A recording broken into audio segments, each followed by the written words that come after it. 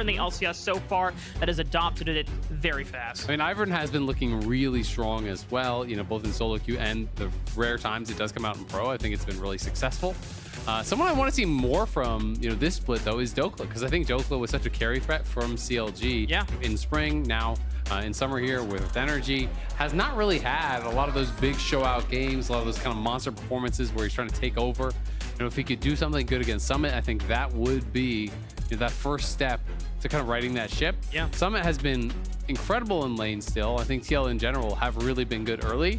And although their first 4 games made me think that, hey, maybe they have actually solved some of their mid-game problems, as they started to go up against the tougher opponents, they started picking up loss after loss, and you started to see a lot of those issues were still there. You know, at the end of the day, their first 4 wins were against teams that were all pretty much down towards the bottom of the table, right? It was against TSM, it was against 100 Thieves, IMT, as well as NRG. So we'll see if they can repeat here and get another win against NRG. Yeah, and I think the other thing comes to, we should be honest with ourselves that Team Liquid were running a very telegraphed composition multiple times. It was the Vi Ahri combo, find one threat, isolate it, lock them down. And over time, I think teams were just getting used to, hey, this is what they're going to be looking for every single time. Let's start building drafts and plans that counters it.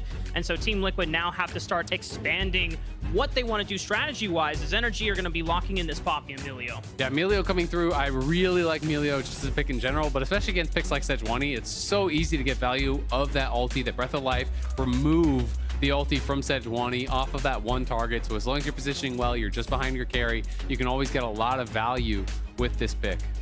Now the question is, will Team Liquid look for a support counter right away? Not quite. This is the Akali. Now, I am prompted to say that this should be Haeri's Akali answer into the Azir. It's pretty damn good. Once you hit level 6 and the perfect execution, you can get right on top of it for kill threat.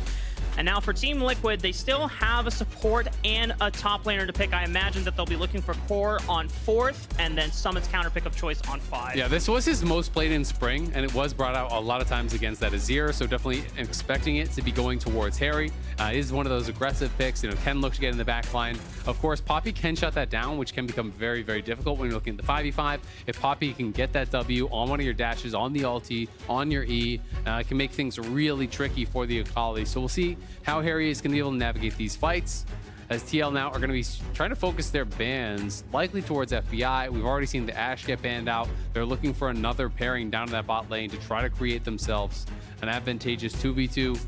As you said, you know, we are expecting it to be Summit's pick on 5. We already see that it's Milio, so Core, you know, on 4 here is going to be able to have his support counter pick and try to create an advantage for themselves. And while, you know, I talked about some of the things that I want to see as improvements from these teams, I will say I think Core is having a hell of a split. He has been really, really good, and it feels like he is kind of back to the old CoreJJ form that we really expected. For so many years he was playing at that elite level, really dominating that support role. Yeah. And I'm curious to see, is it going to be an enchanter? Is it going to be engaged? Because to me, he's just always been better on engage. Yeah, and then it's just right on cue too, in the aftermath of what was, you know, such a disappointing split from Team Liquid in the spring. They didn't even make playoffs, and a lot of them were touting themselves, hey, we should be contending with the very best teams in the league. Now that they're getting that respect from teams like Cloud9, Golden Guardians, Evil Geniuses, FlyQuest, who everyone expected should be a top team, are saying, yeah, Team Liquid will probably be at the top of the standings by the end of the regular season. And CoreJJ is forced to lock in his support of choice.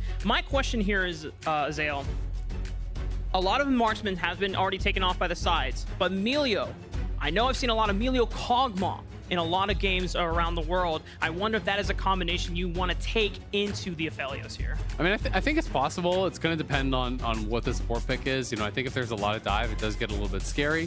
I think it is an option. The Rakan is going to come through for Core. I do think Milio Cog can work pretty well, especially if you want to draft like a tank top and just play like a 2 carry team.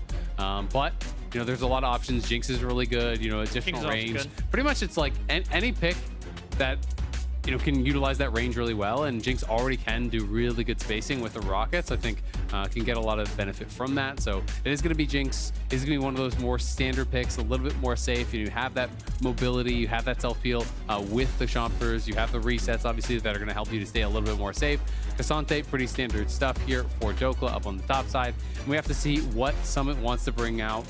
We've just been seeing so many, you know, of these Ksante versus tank matchups where it is not really a massive advantage created on either side. So I'm kind of going to be interested to see if someone can get something more from this 5th pick, or if it's just going to be something kind of expected like a Gnar, where he is just looking to trade. Oh, okay. Yeah, I mean, just throw down the gauntlet, and now you're opening up another win condition for Team Liquid. If you're not winning through the team fight, which NRG have really much built up this composition for, a fortress just to protect the Azir and the Jinx in the backline, Team Liquid can open up that team fight and say, hey, what if we just don't team fight and we have a Fiora threatening your base? Yeah, absolutely. It's one of the ways that you can really dismantle some of these strong 5v5 comps, is peel them apart, make it so that they can't actually be functioning as a 5-man squad. If you're winning in that 1v1, even if someone is pushing up and going to be able to collapse, he at least gets first push, he gets first move, he's able to create advantages from that, where he can then maybe catch someone in transition, start looking for skirmishes. Haeri can also potentially play through sides with the Akali, so I think TL have drafted themselves a pretty interesting comp. If it comes to straight up 5v5, I think it is heavily NRG favored. Trying to influence that side lane, and you put Fiora behind, and he actually cannot push the Ksante out of lane, then you've lost a win condition out all right together, and the Fiora offers nothing else. Yeah, I mean, it's definitely difficult. I think you can 5v5 with Fiora, but you have got to be so on point when you're doing it. It is really difficult. You often have to come from surprising angles, and your parry is life or death. Like, if you have a perfect parry in a team fight, you can sometimes make some magic happen. But if you do not, you often instantaneously die and look like a fool. So yeah, it's definitely tough. We'll see what someone can get done. The parry is definitely really good against Ksante, though. Obviously, the dream is parrying the all out or something like that, making him look a little bit foolish. But the Antovo strikes with that Q3, the knockup is so telegraphed. You see that wind swirling around him. You always are going to look to reactively parry that. And generally, Ksante needs to hit that to really go for any sort of an all-in or an aggressive trade. Yeah. So you're kind of just denying that. And Fiora is going to look to just slowly whittle you down and be able to take over in the later stages. Could be a delayed invade from Team Liquid here. They're all grouping up for it on top of this river bush, but looks like it's going to be called off. Haeri will return to lane, and Pyosik is going to be starting on the bottom side of the map. Yeah, it seemed like they just wanted to defend Pixel. Maybe they are expecting a potential invade from their opponents, that they would actually go for a late walk in here, try to make something happen, maybe find a ward that they could punish. So TL fishes with their level 1, not going to find much. Haeri just going to try to walk past the soldiers in these matchups. Really, every level 1 Azir matchup is just kind of all about your soldier placement. As your opponent, you're trying to make him drop those soldiers out early, put himself in a difficult position. As Yeon and Core get a huge trade onto Ignar already, that is going to be probably every potion gone from Ignar if he doesn't heal right back up. And Contractz is clearing out this red buff and Krugs, and I imagine that unless there's an angle where Yeon and CoreJJ are too overextended in the earlier levels, Contractz will not be visiting this bottom side anytime soon. Well, and there should just be no way, right? Like, they have full info on what clear he's actually going for. They had him warded on Raptors, so they know that he's clearing down toward that red. They know that he's not up towards the blue buff, so the only place he can do right now really would be bot lane. And Core and Yeon going to be on the defensive here. There is potential if they can stack the wave. If you can keep Yeon and Core at level 1, you could try to threaten a dive. That is a really risky play, but if he's 3, they could look for it. They have to crash the wave pretty much now. TL is expecting this, but TL need to fight the wave and try to get 2. If they can get 2 before this comes in, they can potentially defend this. If you're both 1, you're likely dead. They did just hit 2, though. Okay, and they pop the ghost from Yeon. And if Yeon just gets out of there, then there's no threat from NRG from being able to deny them any more than just some CS here on the wave. Yeah, so that is the critical thing. How much of the CS can they deny? Looks like not a lot. They do get a plate, though, so it is still a nice look. The problem is Pyosik can steal away your camps on top side. There are pings over there. They kind of know that this is likely to be the response. TL had a ward over on that blue buff. And even if they didn't, Poppy comes in for the dive and has no blue buff. You know you can actually go for that invade and try to make something happen. As Haeri gets a good trade there. You hit the shuriken flip. Anytime you hit that E, it's probably going to be a winning trade. So at the very least, will be that blue buff stolen away. And potentially a double scuttle here angle for Pyosik. He can take top scuttle, run straight through mid, where Haeri already has that push. And Palafox is getting low on mana. So that is going to be the cost. Whether or not it was worth it remains to be seen. If NRG's bot lane are able to somehow capitalize this, but I don't imagine it's going to be happening anytime soon, as the CS lead is still in Yeon and CoreJJ's favor. But Pyosik is just going to look to turn the tides up here for Palafox. The permafrost catches him mid-flight, but he holds cool as he saves his flash and not uses it. I actually love this, though, because he's crossing, instead of crossing, through the river, just straight towards bot scuttle, he's going to get Raptors and then be able to get it. Because remember, they had the Raptors warded, so he has the perfect respawn on it, pressures Palafox. He's going to double scuttle, but only after stealing away those Raptors. Haeri, though, does have to be a little bit respectful here. Palafox, not much mana, so I think it's very unlikely that Haeri would actually ever die in this situation. And it is going to be looking really nice. I mean, if he can take away even more, like if he can threaten a dive, this would be super nice. At the very least, he wants to try to look for the Krugs respawn now. NRG know that with his wave stacked up, there is a chance of this dive coming through. I mean, there's no ghost from FBI. He would have to use Flash preemptively to dodge out on the knockup. They already used the Mega Fireball kick to stop CoreJJ in his tracks, but CoreJJ's taking up one more turret shot. He will go down, but First Blood was already given over to Team Liquid, but that's 2 kills over to NRG. So I'm not really sure if that favors Team Liquid there. Yeah, it definitely does not, right? At the end of the day, because Yeon didn't even get the kill, right? You are going to deny some of that CS, but the wave is going to bounce. The kill goes to the Jinx, so really did not work out that well for them. I think Core dying would have been totally fine. And I think Core realized that it was going to be a close one, so he was willing to give up his life. He's going to take that last turret shot that obviously would have killed him. So he does just tank that up, but they didn't have enough damage to get it done cleanly. So really for this to be worth it for TL, there has to be like a rinse and repeat, right? Where they get down towards bot side and they now punish missing sums. But this was pretty well done overall. The Q was used. Nice sidestep there from FBI onto Core. Core though pulls the aggro with the ignite. He just kind of accepts his death. You can tell he knows that he's going to be going down. I think the mistake there was Yeon. That last auto attack onto Ignar after the kill is actually what pulled aggro. So that really is the mistake, because I think it would have otherwise gone to Pyosik or no one, because Core took that final shot. So definitely an error there from Yeon. Gonna want that one back, because if he doesn't die, then maybe he actually gets a plate, or at the very least gets a few more CS. So definitely a misstep there. Yeah, at the very least, like you called out, Yeon has summoner advantage over FBI. His Ghost will be coming up soon, but his Flash will not be. And Pyosik still has Flash available. CoreJJ has Flash available. It has to be what we imagine a rinse and repeat. Pyosik already beelining towards the bottom side of the map. They're building up the wave, but they're going to use the pressure instead to look for the first dragon of the game. Yeah, they can look for this first dragon, which is going to be nice. They know Poppy cleared out vision in that side brush around mid lane and was heading up towards top. So with Poppy going up towards top with White Gun here on Yeon, it's a pretty easy take for TL for that first dragon. And it is a fast one as Haeri's going to get scooped. But he has the backflip to be able to return to his Twilight Shroud, and he has the perfect execution for the second cast to get out, so it's just an ult for ult trade. Palafox is going to keep himself alive as he fights on back, as Haeri still maintains that CS lead over Palafox. Yeah, Haeri doing a good job playing it aggressively in this matchup, as you really have to create those edges. Summit, kind of as we've come to expect, has also established a 2-wave lead. Like, this is looking really nice for him. Has a pretty solid early buy as well. Dhokla is going towards the Iceborne, so going more for that kind of dueling tank mythic, but as we see, Summit is ahead in the buy, and it's going to be working towards that Divine Thunder. Nice flash. Yeah. Had to look for it. He had to respond with the flash, or he's toast, right? If you get stunned against the wall there, you're definitely dead. And Pyosik is going to show up for the counter gank, getting Contractz with no flash.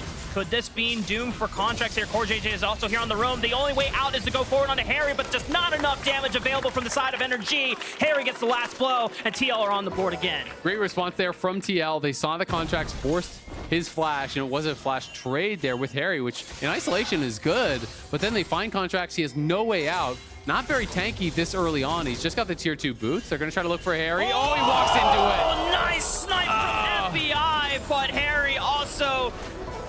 Oh, you hate to see it from the side of Team Liquid. Yeah, it's a great snipe from FBI. That's going to be feeling really good after they actually just had that play go bad mid. And now, Pyosik caught out here. And disrespecting Contractz' respawn timer here, going for Krugs, and is now just losing the flash because he went for the invade. Yep, and his Q, I believe, was still on cooldown there, or got interrupted by the W. I'm not actually sure which happened, if he just Q'd immediately over the wall, then got stunned, or if it actually got interrupted by the Poppy W. We'd have to see in the replay. But either way, at the very least, they do force out that flash, so good stuff from NRG, getting something back. It's 2 kills now onto the Jinx because of that flub on the dive, then a nice cross-map pickup from FBI. So FBI, all of a sudden, is kind of out ahead of the pace of the game. He's good 500-600 gold up on where Yeon is. And he's going to be feeling really good with Milio in his back pocket, with really strong front line ahead of him. They can create space for FBI and set him up for success.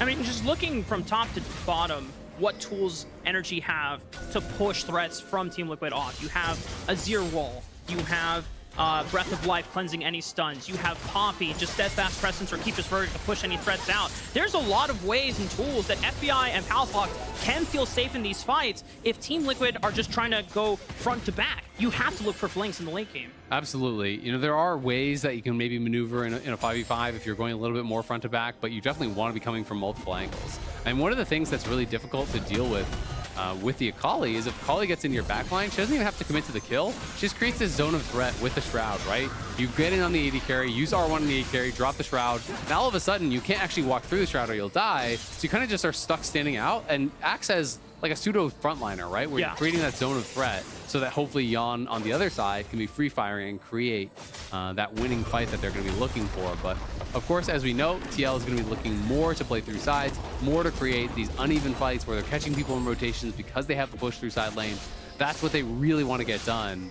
And Summit has done a good job in this 1v1, but NRG did move Dhokla down towards bot lane and getting him out of that 1v1 matchup for now. But there's no one actually catching top. Pyosik going to look mid, not going to catch him. Darn. Now Palafox is able to just smooth on over with his shifting sands here.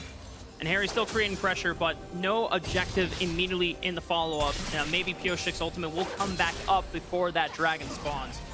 Dhokla now finally going back up towards top. So they, honestly, NRG did lose quite a few minions up there on the top side. Contractz will get a slam, but no damage to follow unless Palafox wants to commit. Now Palafox does have first collapse since Haeri was pushed into the wave. CoreJJ looking for a grand entrance on Contractz, but still, Haeri does not want to commit the perfect execution for a kill. Yeah, it would be pretty risky to just fully send it in there with Ignar having Summoner Heal, having the ulti, all these tools to potentially stop that from happening. So it is just a bit of chip. They're both playing for this dragon. TL, though, in trouble. A root from Yeon prevents Contractz from getting the heroic slam down, but now he's just going to slam CoreJJ into the wall, and I don't think he has Battle Dance because he can't get over the wall. Yeah, Core, I think, was trying to wait out the W, then try to use the ulti to create space, try to use that grand entrance to create space. You know, clearly he wanted to E over to Yeon eventually, but just couldn't make it happen, gets bursted down, and now that maybe the second dragon in the game potentially going to NRG. Dhokla pushing up on top side, trying to threaten a plate, sees the Fiora responding though and knows he's not going to be able to go for it now.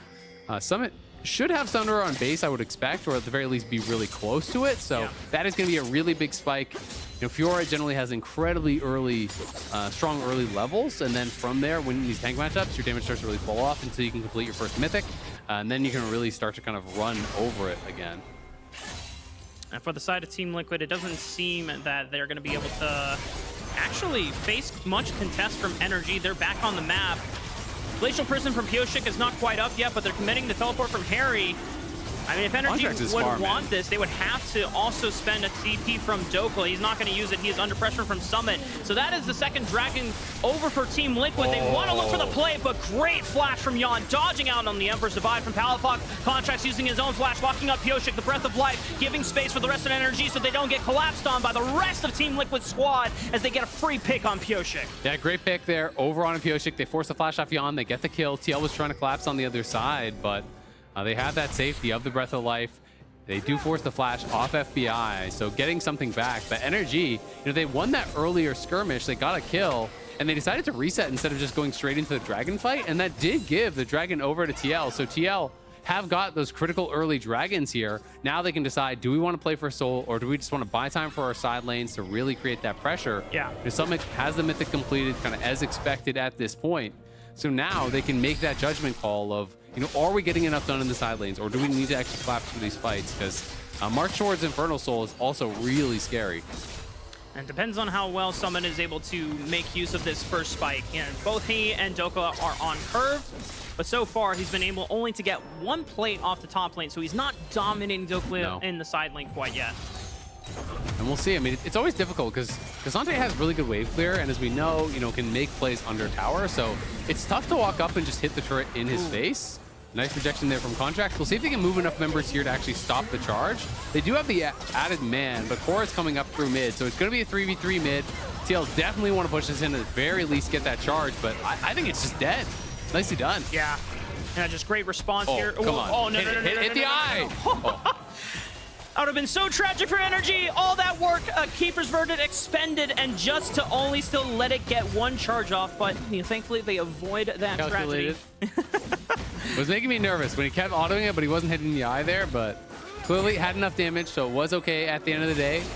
And that ult from Poppy does deny the Herald, so that is really nicely done. They had the added man there, and they are able to deny that full push in. Summit just continuing to push on top side is creating a nice CS advantage, but it's not meant more than that. As you said, it's only been the one plate, so it hasn't really been able to turn it into a tremendous amount of pressure or any objectives. Yeah. And FBI has gotten so paid. Like, he has picked up a couple really easy kills in these fights. CoreJJ looking for the grand entrance. He knows that FBI doesn't have flash, but Yeon is too far away to really look for extra damage and kill threat zone. The Moonlight Vigil gets a bit of a chunk out, but Ignar is here to make sure that he can still push this wave in. Yeah, and that's why FBI felt so confident to just walk up and start hitting cores, because Ignar was coming down. He knew the collapse was in. Palafox on the roam as well, and here's Contractz. And Contractz is just everywhere this game, and when it comes to the bottom side of the map, he forces the quickness out of CoreJJ, and they're going to lose that bottom side turret. But now we have another top side of the fight here. Pyosik and Summit committing all in onto Dhokla. The permafrost, after he already flashes, committing the stun. And that's going to be a kill for Summit. That's really big, because that's that tower going to be going down on that top side. And now it's a race. Can Jinx actually get first turret on bot side, or will Summit be able to finish it off? He is taking his time, so I assume that he knows he's going to win the race. Yeah, it was pretty close, but just wanted to clean up that full wave first. And so that is really, really good here for TL. So much gold now in the pockets of Summit. He already had the Mythic. Now he gets a kill, and he gets solo gold on that first turret. He got some plates earlier as well. He is now a good 1,400 gold ahead of where Dhokla is. So that is going to put it to the point where all Dhokla can do is just kind of stand under his tower, really sit back, and try to collect waves. And that was the big snowball that Team Liquid were really looking for. Summit hasn't taken over the game quite yet with it, but this is now the foundation for where he can start shoving Dhokla out of lane, and it's going to become unbearable for NRG to deal with Summit in the side lanes. Yeah, and it's kind of become this tale of two carries, right? It's about Jinx and it's about Fiora, and who's going to be able to get done more in these fights. You know, can Summit create enough pressure through side lane that they don't even need to 5v5 and they can circumvent the Jinx in that way? Or will they be drawn into a fight where potentially FBI can take over? You know, could Summit find that incredible flank, get in on the Jinx, you know, make something happen? It's going to be about what you have really spent your resources in, both in draft and in game, and who's going to be able to execute on that, who's going to be able to get more from it. And NRG still have the team fighting tools built up for success, but Dhokla might just be in trouble here. He has no flash from before. He's using the Unbreakable to be able to dodge out on some damage, but it's still not enough. The all-out takes Pyosik over the wall, but it's still Summit's kill to claim. Yeah, well played there by TL. Great CC chain, locking down Dhokla so long, and then not giving him an angle to get an all-out to safety at that tower. So really well played. They do get the finish. They do get another kill onto Summit here. He's working towards that Ravenous Hydra, and once you have the Tiamat, your wave clear really ramps up on the Fiora. You can start shoving in those waves very, very quickly.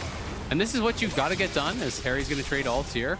Has to be careful because that passive tower is down. Oh, that was so close, but the quick timing on the Proto Belt dodges the Super Mega Death Rocket. That was actually really slick. The dodge back with that Proto Belt. Would have sucked if he got caught twice like that in the game, so had to dodge that one, was able to do it. But again, no one goes to answer Summit, so Summit gets a solo tier 2 tower. That is another ton of gold. They get the charge up mid, so they get the tier 1. And just like that, TL almost 3k ahead. It was dead even a couple minutes ago, so TL makes some really good plays. And I just love how Pyosik is playing around top. That has not been the meta really for a long time. Yeah. But you go with the Fiora counter pick. You can't just leave it in isolation, because a well-played Ksante can stabilize that lane. But a Ksante who's getting dove and is getting put behind is going to be in so much trouble. And now the Phage comes through. Is he just going to go like Hullbreaker? Hell yeah, baby. Full commit split push? I think it makes sense from this point where he's that far ahead. Because if you get Hullbreaker, you can start to ignore so much of the damage that comes through. Yep. And tanks struggle to kill the cannon minions that are buffed up by the Hullbreaker. So your wave clear becomes pretty trash. And you can just ignore a lot of what Ksante wants to do. So I think it's a pretty cool strategy. We saw Licorice do the Hullbreaker on Yeon. Yeah. We've seen some more of this kind of mixed in this year. And I think Summit is the kind of player who you'd want to see do the strategy, because he's known for lane excellence. Yeah, and that's what they were trying to do in spring, but the problem was with Team Liquid back then, they weren't really empowering Summit. They just left him isolated up on the top side of the map thinking, oh, well, Summit can just get it done. And they figured him out, and they bullied him, and they camped him to hell until he was just pretty much useless for all of spring split. Well, and I think one of the things that also is a big difference maker, you talk about not getting those resources, a lot of it is about how well Pyosik has played, and this game has been largely about him attacking Dhokla. NRG are moving down though, but TL again, they buy enough time. Core and Yeon threaten the roam. They zone off those NRG 3 that were trying to move down towards bot. So yes, you can't complete the dive, but you do get the turret. And the Shuriken flip is going to force out that preemptive ulti there from Palafox, and we could have been in trouble. And I think that's just the contrast overall of why Team Liquid are doing so much better in Summer Split than Spring Split, as they look for a pick and they just blow up Ignar. No contest whatsoever from NRG. Pyosik is just everywhere this game on the Sejuani. To me, he has been the MVP of this one, making that action happen, but Core are going to get grounded. Contractz looks for the keep converted on the CoreJJ, but he still doesn't know down. Haeri finds the kill on the Contractz with the perfect execution. Look at the FBI, gonna get one more on attack. He's flashing in. Oh no!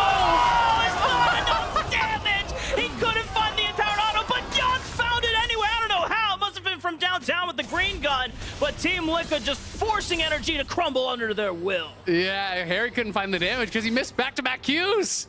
You gotta hit those. You know, he was feeling himself. The initial kill was great from Haeri, and then the re-engage on FBI really made you think he was gonna have a special play here. The initial denial from Contractz was huge. Haeri gets into the back line, is able to finish off Contractz. Dhokla was TPing in, but we can watch this follow-up play as Haeri gets that perfect execution, gets the first kill, and then he connects the Shuriken onto FBI, goes forward, flashes, misses 1Q. And then I think he had missed 1Q before that, but I'm not 100% sure. At least missed the one. Oh, and this was already connected. It was already marked by the green gun. So it was already marked by the green gun. You saw the gravitum flying through the air. I was like, damn it. Real. I've definitely seen that happen before. Did he walk up to the turret? Was that what happened? I wonder if that's why he was slapping his head. I didn't actually notice, but potentially he got marked by the sentry. I don't know. No, because he was on green purple, so unless it had just swapped over, I assume he got tagged by the sniper and then the purple gun finished him off. We just got word from producers that it was the green gun that clipped him in the last bit. Makes sense. And FBI being a prominent Aphelios player, probably smacking his head is like, I shouldn't have stepped up. Dodged that. Should have dodged it. Team Liquid skyrocketing ahead with this gold breaker. lead. Almost now 5,000, and the hole breaker has been completed. The sick male grind set has been done by Summit, and he's just going to be hunting alone in this side lane for as long as he wants, while Team Liquid create just as much pressure. This is the like slash mute all. I'm only playing sides. Yep. See you guys later. You know, that's that kind of item. I respect it. This is what happens to you when I enter late and make a gank go wrong. You're like, all right, Raafaa, just don't come top lane anymore. I'll see you guys in 30 minutes. I'm muted. Thankfully for Team Liquid, that was not the case. Pyosik didn't enter the lane. He helped Summit catapult ahead, and now Summit can pretty much 1v2, 1v3 raid boss on the bottom side of the map. Yeah, it depends on who the two are for sure, but you know, he is looking really, really good. Dhokla is, there's nothing you can do. When you fall behind as a tank into Fiora, you're never really getting back into it. Pyosik needs to be a bit respectful as they are going to stop this Baron take. Haeri, though, and Yeon looking for a potential play. Wow. Summit was willing to collapse in onto this fight. They knew they had the man advantage, and Palafox had a teleport available, but had they collapsed quickly, it would have been dicey for NRG. Yeah, definitely can be. And there are a tremendous amount of just base stats on the Hullbreaker, so it's not like it's that bad if you have to group. I do think people kind of over-exaggerate how terrible it can be, but Dhokla is tagged, not going to be the target you want, but look at Summon and Core. Watch the flank, and FBI could be the target here. He's able to get away to the left side, but CoreJJ hunting him down, but no damage follow-up as now FBI is able to space someone out. Super Mega Death Rock onto the back line. Haeri does not get enough damage. Yeon tries to step up, but he's forced to Gale Force away because the fight has gone bad for Team Liquid. NRG are able to salvage that one. Yeah, and this is really bad because they could potentially start Baron even. If Dhokla TP's back, you just go Baron here. There was just no reason that they had a hard force on this play. You know, you can continue playing through sides. You're hard winning side lane. They force the 5v5. They miss execute. And now TL may have just thrown away their lead, but Pyosik is still alive, has flash, has smite. We'll see what they can make happen because Summit's back. Yeah, teleport came out from Summit, but Pyosik can't get into steadfast presence. Blocks it. Great execution from Contractz. Secures the Baron. Pyosik tried to flash in at the last second, but it's still NRG's Baron that they claimed. Yeah, and this is just one of those things. It's kind of the unforced error where TL didn't need to go for the play. You just completed your Hullbreaker. You're dominating the side lanes as Fiora. Play the game slow. You don't need to force on a 5v5. You started up the Baron. You made them respond. You could just stay bot and just push those waves. TL will move to Soul Point, though. They grab their third dragon here, so just one off the Soul now. They're still in a gold lead, but that is, you know, a big swing of gold here back towards NRG. It's going to buy more time. Jinx is going to be closing in on third item. Second item is just completed now for Palafox. He's moving towards his third as well. He's going Nashers with the Conqueror, so it's really good, and that's sustained DPS. Yeah. But it is a concern now because Summit is the one with all that gold lead, and Fiora is not the best to make that happen in a 5v5. And it's really hard to split push against Baron because they're going to shove these waves in so fast. Your wave clear is pretty much non-existent. And it looks like they're just going to commit down towards bot side and just say, all right, we're not going to defend the tier 1, probably not even going to defend the tier 2. We're going to try to get some sort of a trade. But racing Baron also doesn't usually go very well. Let's see what will happen. Palafox doesn't have teleport, so he's just going to use the Baron recall to answer Summit as fast as possible.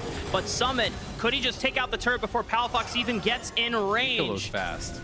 Fiora crushes turrets. Your Q works on it, your E works on it, you have Hullbreaker, you have Sheen. Like, this is one of the best turret killing champions in the game. But they send both to laners bot, so it's a pretty good response.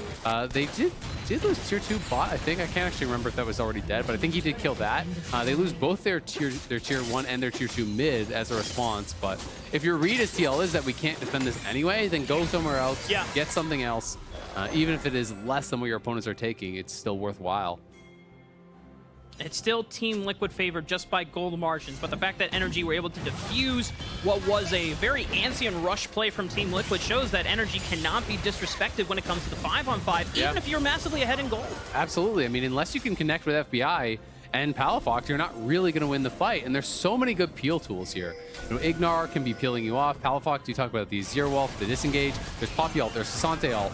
There's all of these tools, right, that you have to actually get through, not to mention the steadfast presence. Palafox looking for Haeri, is going to scoop him out. Emperor's Divide already used. Haeri using one cast of perfect. Oh, but he gets clipped by the steadfast presence. Contractz has been on fire and being able to pick off mobility targets. That's a huge pick. Yeah, that was really, really big, and they're going to continue the push here.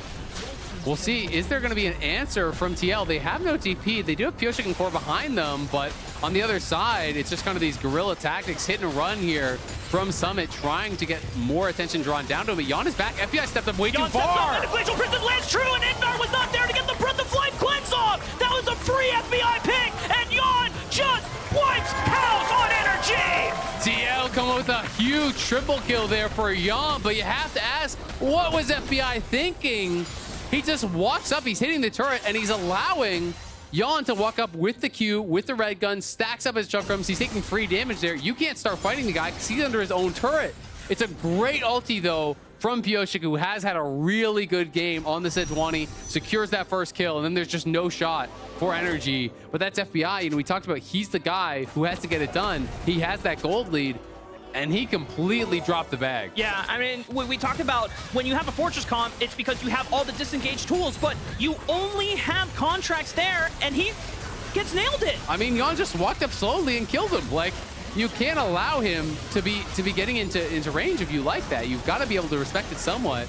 It just didn't feel like he was paying any respect. He knew he had a couple of members behind him, but Yeon is strong. Like, he's on 3 items too. Like, he's going to be, you know, mopping you up pretty quickly. Yeah. So, you know, it was definitely a misstep from FBI, but then a beautiful ult from Pyosik is what kind of seals the deal, right? So it goes from a mistake to potentially a game-changing play there as Pyosik capitalizes on that mistake, gets Yeon 3 kills, which catapults him to these 3 items. So now he's dead even with where FBI is, right? He was behind, got the 3 kills. Now he has the stopwatch.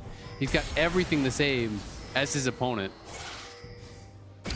I'm just so happy that we've gotten all bangers today, man. And just EG Dignitas, then it was Cloud9 Golden Guardians, and now this, that all games have been delivering. I'm gonna see if, all right, he completes the recall. There's been something about today being the first day of the second round robin, and all teams are really giving it all. You can tell that the pressure is on, the stakes are on, and a lot of the teams have shaken out all the rustles of the first round robin and like, all right, we're playing for serious now. Well, I think it's hitting people. There's 2 weeks left after this, right? Like, there's 3 weeks left total in the regular season. This split is going to go by really fast. It is the condensed schedule. It's 6 weeks only. So you have got to step up immediately.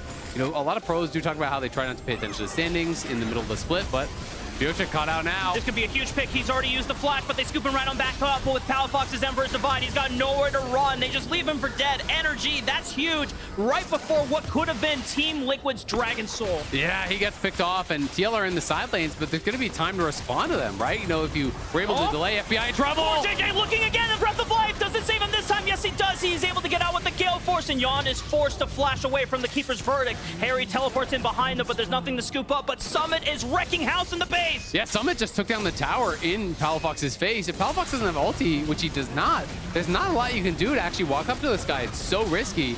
FBI will be able to help him secure this dragon, though, as it was a pretty good back and forth. They did force the flash off Yeon. Contractz on the chase here. He's gonna try to end the game. I don't know if Palafox can defeat him by himself. And it looks like Team Liquid, they've gotten all they wanted. Summit is able to get one Nexus Tower for free. The rest of the members of NRG were ready to recall, but Summit has pretty much opened up the base, and Summit is going back in. Is he toying with them? Oh my goodness, he just styled up NRG, but Contractz was waiting over the wall. Summit thought he had the play on them, but NRG committed all 5 members. Now Baron is being burned down by Team Liquid. Can they get this out? This could be bad for DL. 3,000 HP, 2,000 HP. Can they be quick? They need to smite it. Where's the smite? Pyosik! Pyosik gets the smite, and Contractz is there. FBI. He's gonna keep Pyosik into the Baron pit. He can't get out. He throws the Glacial Prison, and it keeps FBI away from tagging down multiple members of Team Liquid. Pyosik is lost, but the rest of Team Liquid get out with the Baron. That ulti from Pyosik was massive, actually, from them, because Yeon had forced his flash. You know, he had to use that flash in the previous fight. Jinx is ghosted. He tags Yeon with the zap, so he was going to be able to close the gap there and potentially knock down Yeon.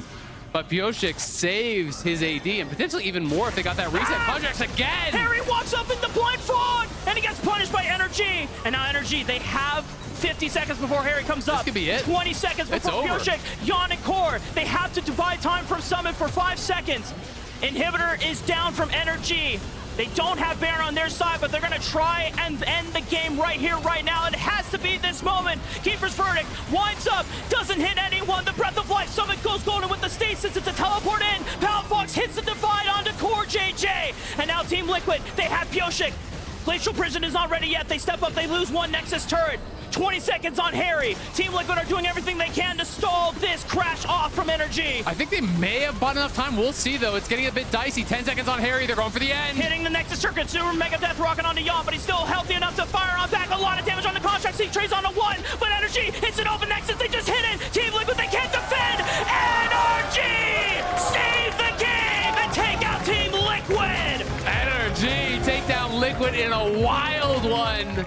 A crazy final couple minutes there as someone was going for the back door, was looking to try to end it, but Contractz anticipated where he would go. He's lying in wait over by the Wolves, gets the pick for the team there, then immediately follows that up by catching Haeri.